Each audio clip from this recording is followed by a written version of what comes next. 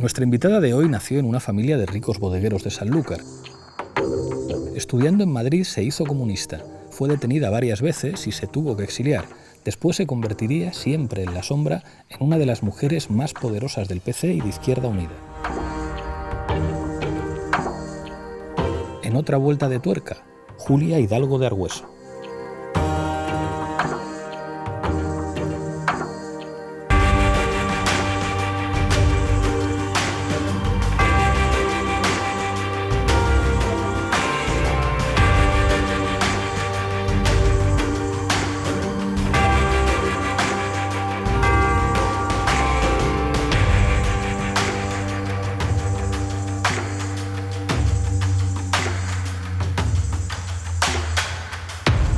Julia Hidalgo, bienvenida a otra vuelta de tuerca.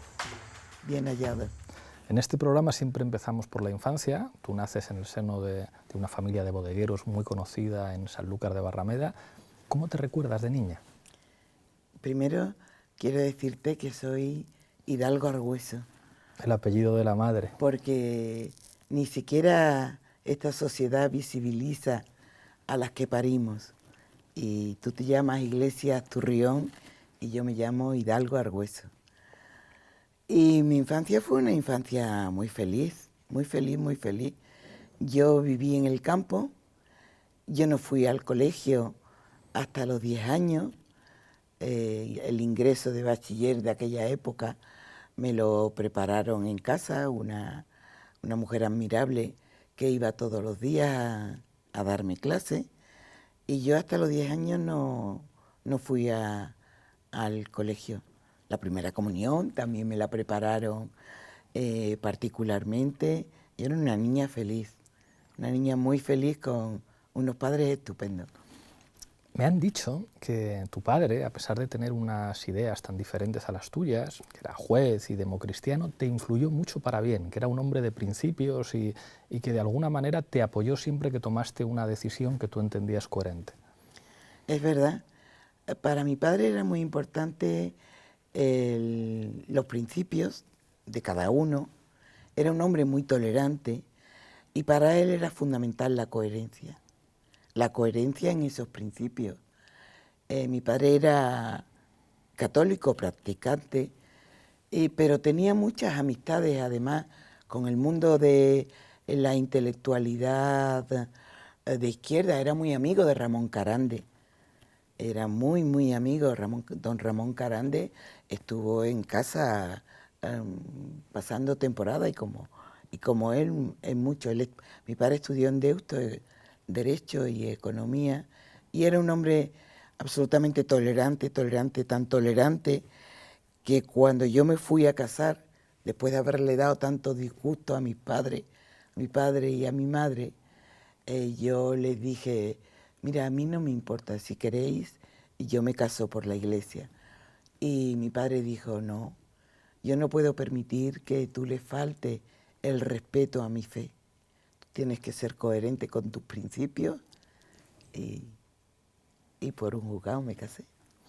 Cuando llegas a Madrid a estudiar ciencia política, digamos, entras en una escuela de politización, enseguida empezarás a militar en el PC. ¿Qué recuerdas de aquel ambiente del antifranquismo universitario en Madrid? Bueno, para mí fue un shock llegar a la facultad, porque yo no me imaginaba lo que yo vi allí. Yo vi allí pues a los grises que tomaban la facultad. La facultad era como un campo de concentración rodeado de policías, ¿no? Y fue un shock muy grande. Lo que pasa es que inmediatamente entras en contacto con el mundo real universitario, ¿no? Y bueno, allí no se estudiaba hasta el 36. Del 36 en adelante no se estudiaba. En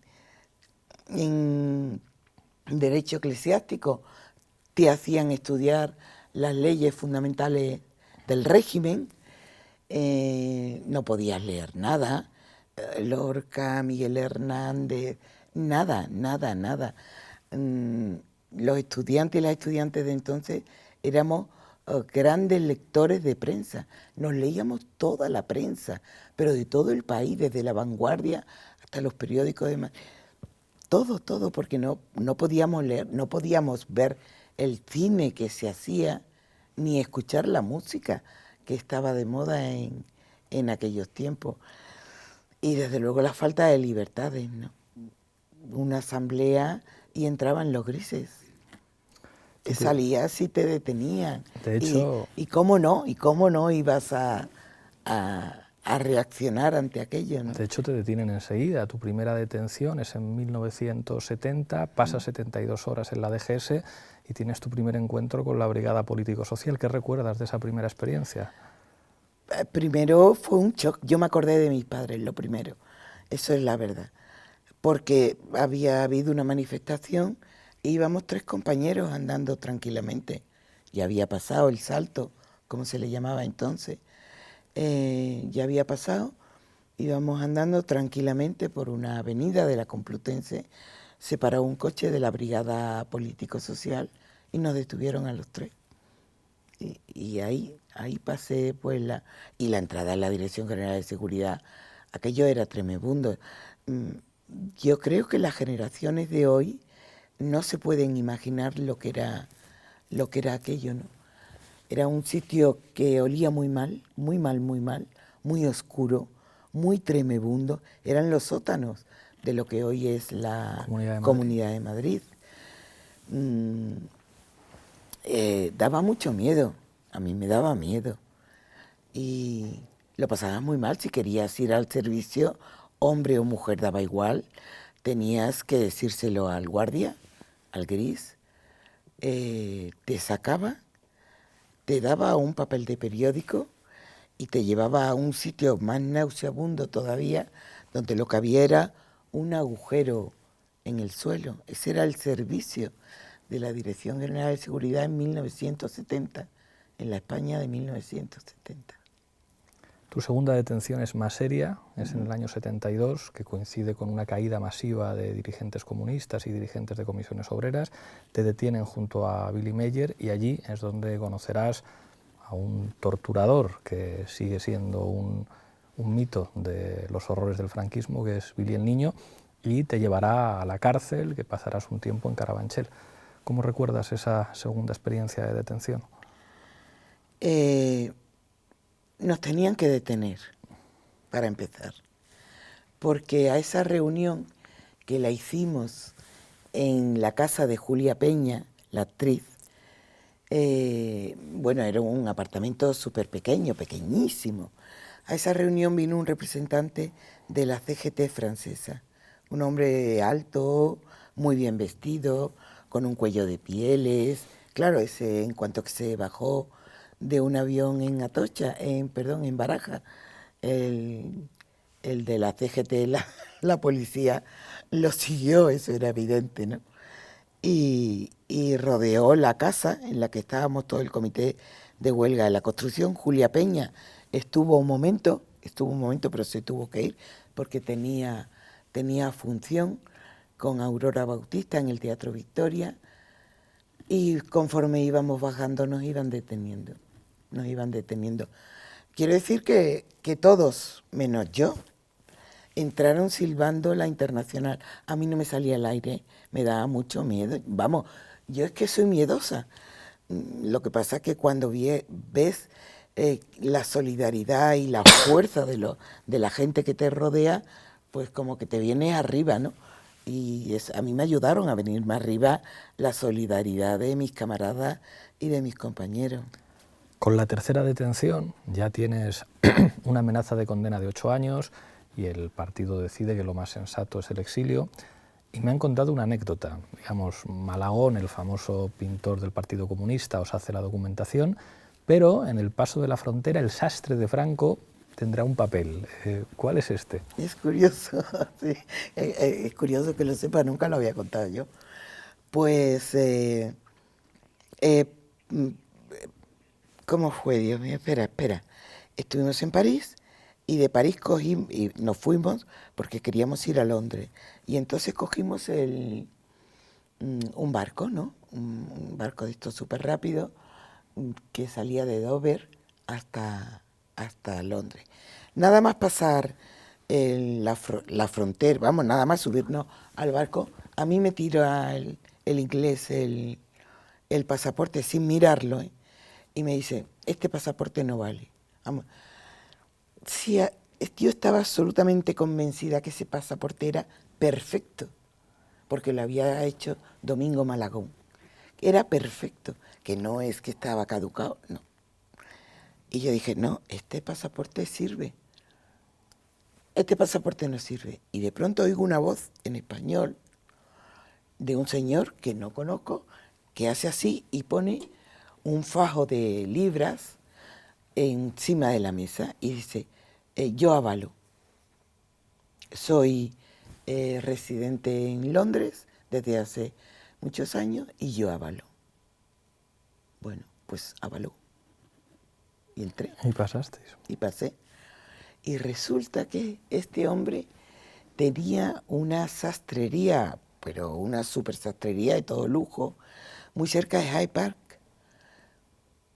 Y íbamos entonces, el que era mi pareja, Billy Meyer, el padre de mis hijos y yo.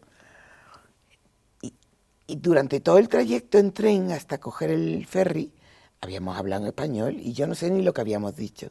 Pero este señor iba en ese departamento y había oído. Cuando nos subimos al barco dice, porque a mí no me engañaréis, ¿verdad? Vosotros venís de vacaciones. Hombre, claro que venimos de vacaciones. No, vale. Es que yo soy el sastre de Franco y del príncipe Juan Carlos. Ah, qué estupendo. Vamos, nosotros no. Ah, y cuando mi tarjeta, quiero que vengáis a verme. Desgraciadamente nunca fui a verle ni a darle las gracias, simplemente porque no podía.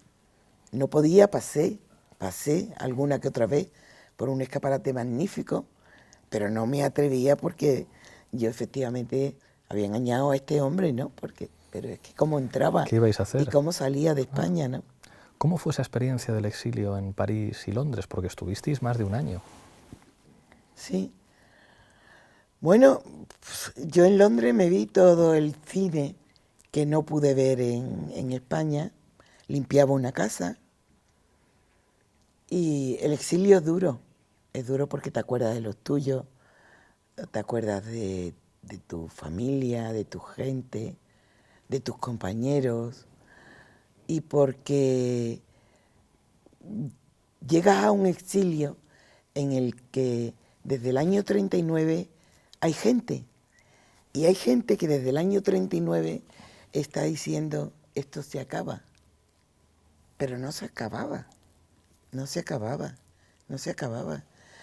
Y claro, cuando estás allí y oyes todo eso, no, ahora sí que se acaba, tú piensas, bueno, esta gente desde el año 39 está pensando que se acaba, pero no se acababa. Bueno, yo creo que el asesinato de Carrero Blanco por parte de ETA, yo creo que aceleró mucho las cosas pero no son cosas fáciles, ni el exilio, ni el interior, ni el exterior, ni la cárcel. No son cosas fáciles para nadie. Volvéis a España y a mí me han contado que Fernando Morán, cónsul de Fraga en Londres, jugó un papel. Importantísimo, para mí importantísimo. Yo estaba en Londres y decidí que quería volver ya. Y Fraga me había dado clase en política de teoría del Estado. Un día me fui a la embajada, no dejaban entrar a nadie, pero dije, yo me voy a ir, porque alguien saldrá y entrará. Digo yo, esa puerta, la embajada de España en Londres, seguro que la conoce, es preciosa, es un edificio muy bonito. Y al ratito, no tardó mucho de estar yo ahí, pues un señor con libré abrió la puerta porque salía un señor. Y yo me colé, yo siempre he sido pequeña y cuando más joven era más pequeña. Y me colé y vi a Fraga que subía unas escaleras y le pegué un grito. Señor Fraga, señor Fraga.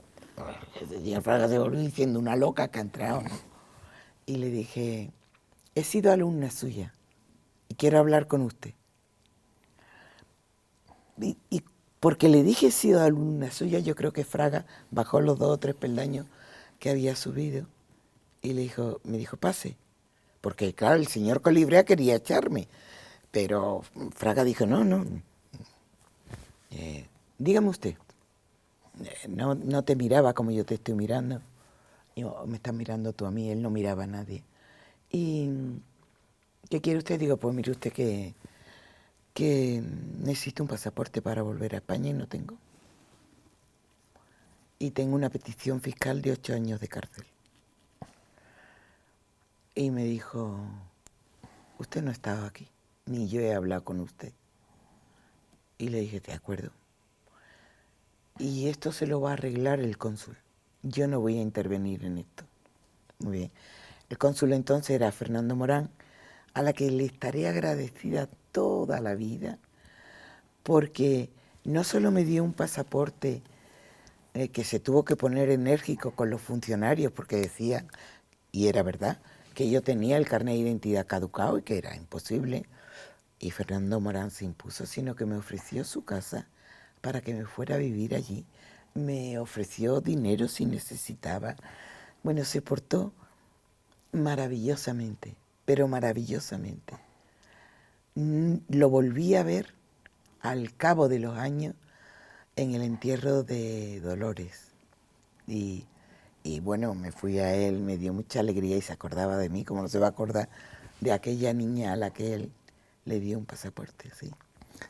Volvéis a España y os instaláis en Galicia y allí tenéis la experiencia de militancia en el Partido Comunista de Galicia y allí vivís el 23F.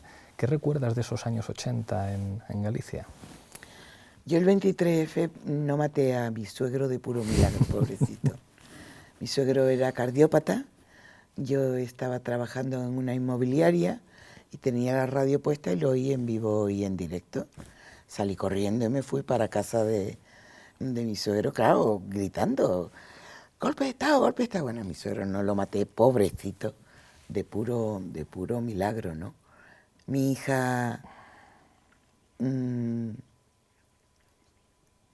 estaba en Andalucía porque mi padre había ido hace poco por ella. Mi hija, la mayor, mi hija Amanda, y era muy pequeñita, tendría 3 o 4 añitos. Y yo lo primero que pensé cuando lo oí en la radio, nunca se me olvidará, fue en mi hija, por supuesto, pero en todos los niños y en todas las niñas. Porque yo me gusta mucho leer y he leído mucho sobre la Guerra Civil Española,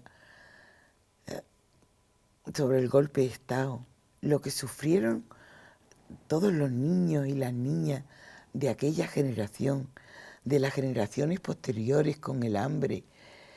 Me acordé de eso, de la infancia, y yo dije, por favor, otra vez no. Y afortunadamente otra vez no sucedió.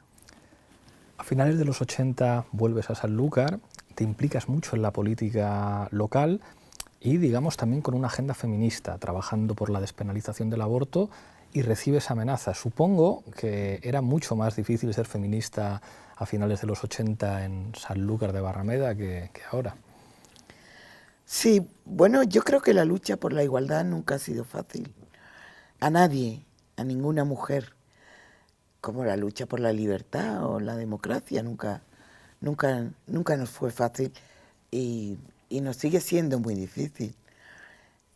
Pero es curioso que yo di una charla en el año 85, junto con otros compañeros y compañeras, médicos, defendiendo un aborto libre y gratuito, una ley de plazos, y el público estaba lleno a rebosar.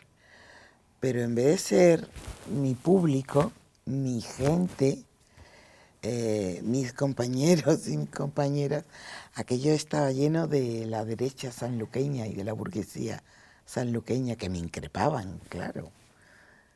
Tú, ¿qué dirían tus padres? ¿Qué dirían no sé quién? Que eres una asesina. otras con educación, porque hay gente que aunque sea muy de derecha siempre me ha tratado con la misma educación que yo he tratado a la gente. Pero fue muy curioso aquello, ¿no? Cómo la derecha se encrespaba por la defensa de los derechos de las mujeres, ¿no?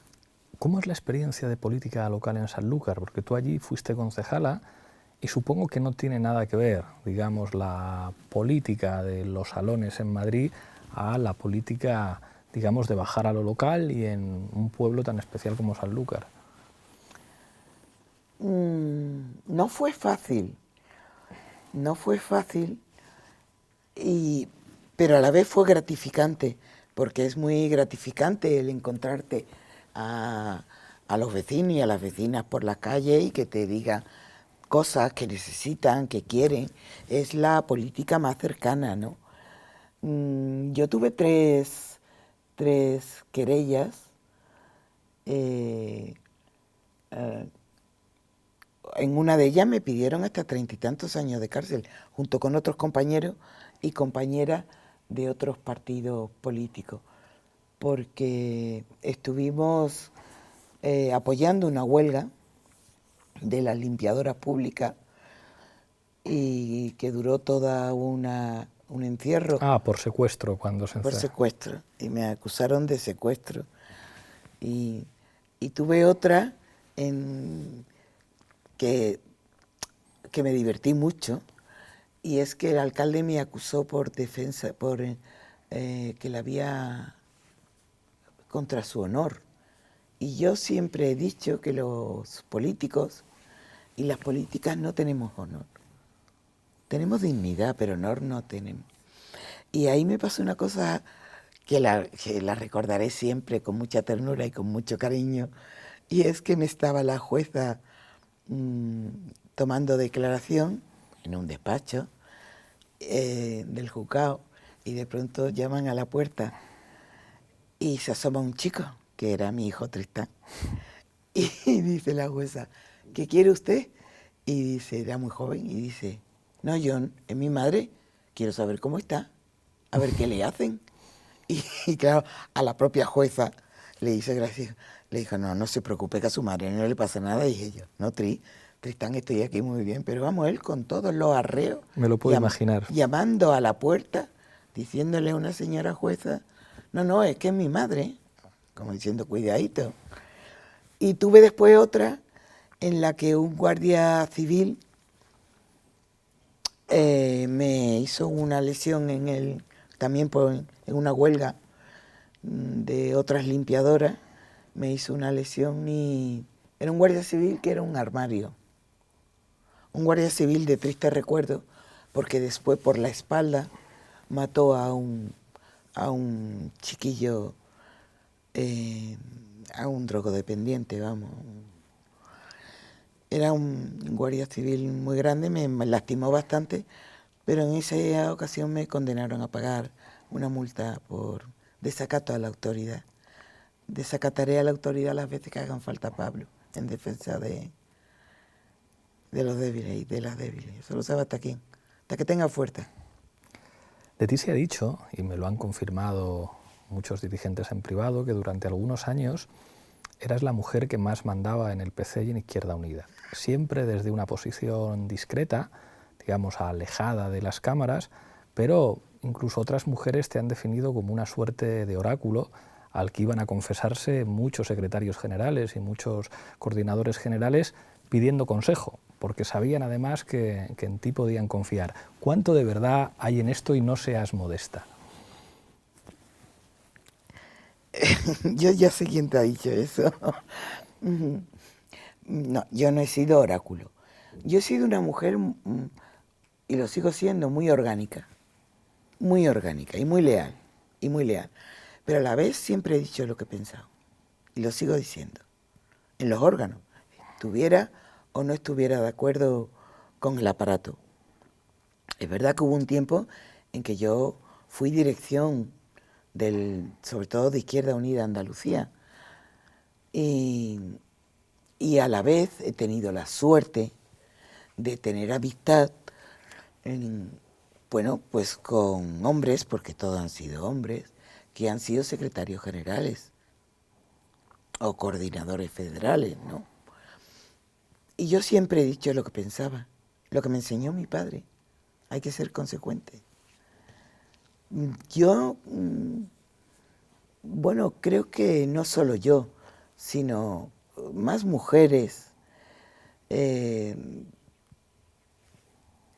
hemos podido influir en cierta manera, influir con nuestra opinión, crear una opinión colectiva, pero de ninguna manera he sido oráculo de nada ni de nadie. Hay un tema que yo creo que sigue siendo una discusión muy abierta en el Partido Comunista de España, que es el papel del partido durante la transición. O sea, un debate que se reabre, digamos, de manera permanente y que de alguna forma os interpela a los que generacionalmente participasteis de ese proceso. ¿Qué sensación te queda a ti, ahora que se habla mucho de que, bueno, que la ley de amnistía sirvió, entre otras cosas, para que Billy el niño se pudiera ir de rositas? ¿Qué sensación tienes tú del papel que jugó el Partido Comunista en la transición española? Yo creo que jugó, el mejor papel que se podía jugar. Que jugamos, que hicimos la mejor transición que pudimos hacer. En aquella época los militares estaban con la mano en el sable o en la pistola, eso que nadie lo olvide. La gente iba por la calle, la gente militante, la gente con algún tipo de compromiso, y no iba tranquila, porque sabía que lo podían detener, porque había habido un salto o porque había habido una manifestación, aunque él o ella no estuviera. Teníamos a muchos presos y a muchas presas en las cárceles. Y aquí un paréntesis, se habla mucho de presos y hay que hablar, pero hay que hablar también mucho de presas, ¿eh? Que la historia de este país está hecha por los hombres y por las mujeres que lucharon por la libertad y la democracia, no solo hombres. Yo creo que hicimos la mejor transición que pudimos hacer. Que hicimos la ley de amnistía la mejor que pudimos hacer.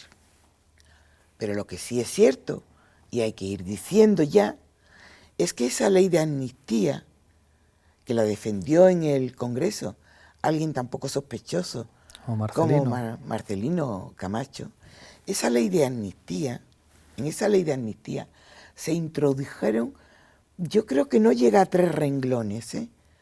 No lo sé, si ya son 2 y medio, 3 renglones, ni siquiera párrafo, porque el Borbón empezó a ponerse nervioso, empezó a avisar que había que introducir esos renglones donde la ley de amnistía fuera una ley de punto final y amnistiara también a todos los torturadores, policía, judicatura, etcétera, etcétera, etcétera, que habían estado implicados en la dictadura franquista.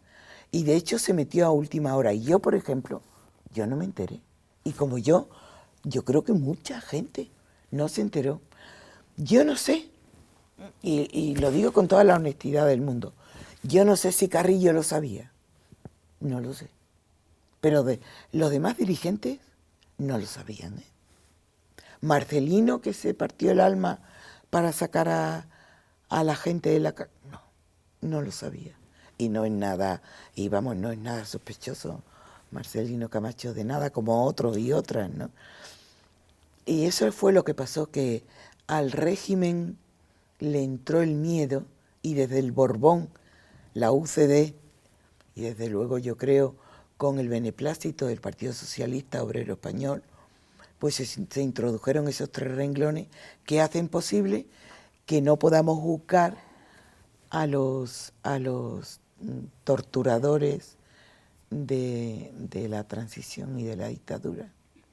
Vamos llegando al final, nos queda la rueda de reconocimiento y el cuestionario. Empezamos por la rueda de reconocimiento. Yo suelto unos nombres y tú los describes en unas pocas frases. Constancia de la Mora. Es uno de mis iconos. Constancia de la Mora, nadie sabe quién fue. Nadie sabe. Constancia de la Mora y Maura, Pablo y Maura. Eran una mujer de la alta burguesía. Claro. Y con ella se casó un hombre que se llamaba Hidalgo de Cisneros. Y fue muy valiente y era comunista. A Constanza de la Mora, en las elecciones en las que ganó la República, no la dejaban votar, porque iba con una mantilla de blonda muy bonita, propia de la vestimenta de la alta burguesía. Y mira por dónde votó comunista. Es uno de mis personajes favoritos de la historia de este país. Dolores Ibárruri. Única. Dolores supo vivir en un mundo de hombres, y cuando de pequeña ella cuenta que le preguntó a su madre, «Madre, ¿qué es casar?», y su madre le dijo, «Casar es coser, guisar y llorar». Y Dolores casó, lloró, guisó y lloró, pero peleó y supo moverse en un mundo absolutamente masculino y masculinizado. Y ojalá una de las medidas que tome Pedro Sánchez en esta nueva etapa sea la de abrir las cárceles como hizo Dolores a aquellos que no tenían que estar dentro. Santiago Carrillo. Nunca me gustó, nunca me cayó simpático. Yo soy muy intuitiva. Y me cae bien. Nunca fue un buen secretario general durante una época en el Partido Comunista de España, y fue comunista hasta que dejó de serlo, porque no murió siendo comunista. Felipe Alcaraz. Un amigo, es el dirigente político más brillante que yo conozco, un hombre del Renacimiento, pinta, hace escultura, escribe y sigue siendo un magnífico dirigente político. Julio Anguita. Un buen coordinador federal de Izquierda Unida, un hombre coherente y un hombre austero. Y Julio nos llevó por buen camino durante mucho tiempo. Y un hombre al que hay que seguir escuchando. Marcos Ana. Marcos es un mito. Es algo más que un mito. Es una persona que cuando le hicieron todo el daño del mundo, salió de la cárcel repartiendo bondad.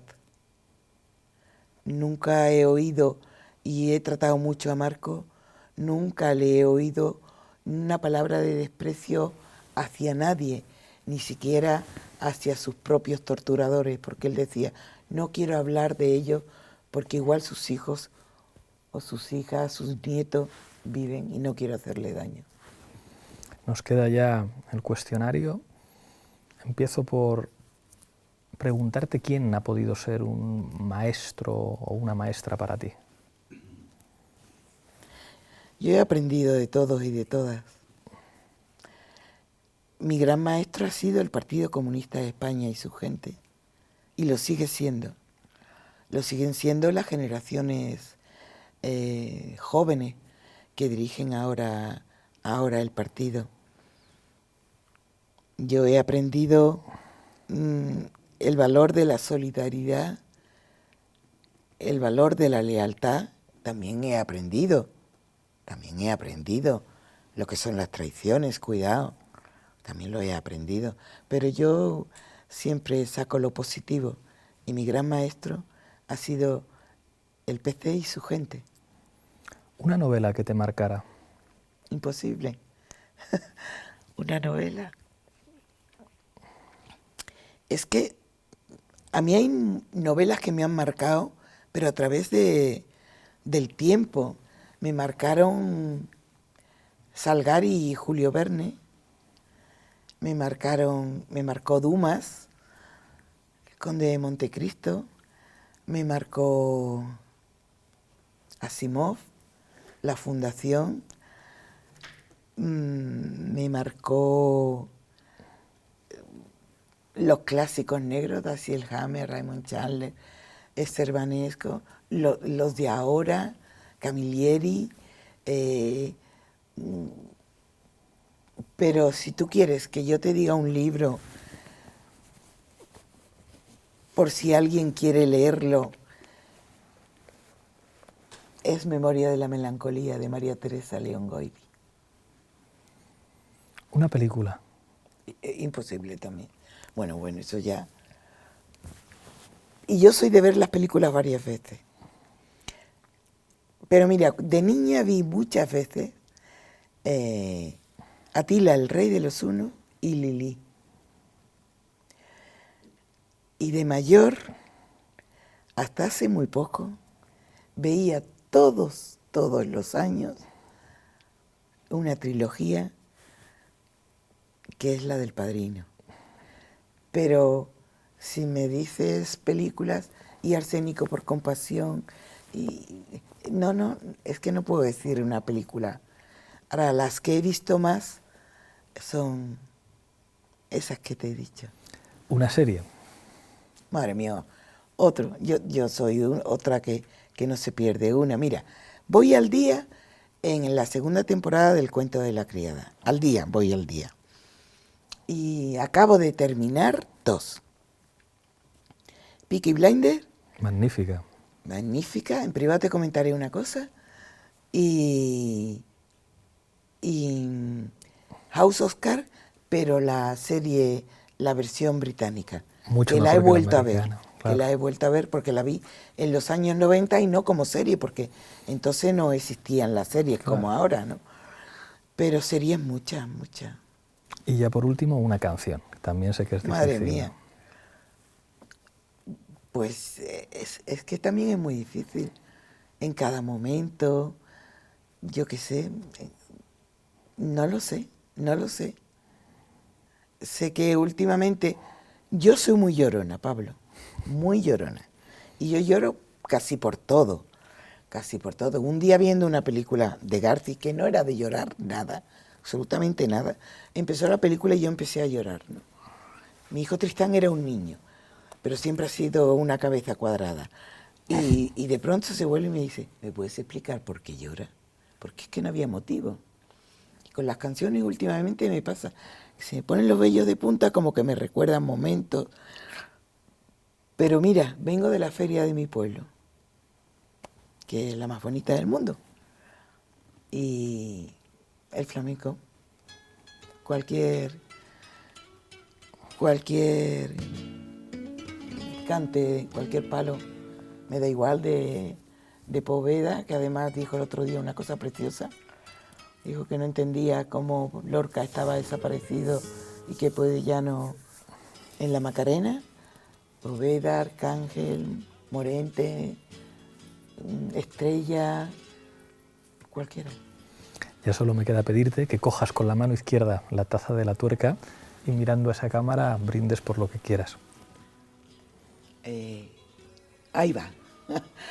Pues yo brindo por el inicio de un proceso constituyente en este país que rompa con la restauración borbónica y con todos sus aliados, y que construyamos un país feminista, un país de iguales, donde todos y todas seamos más felices, por un proceso constituyente. Gracias, Julia. Gracias a ti, Pablo.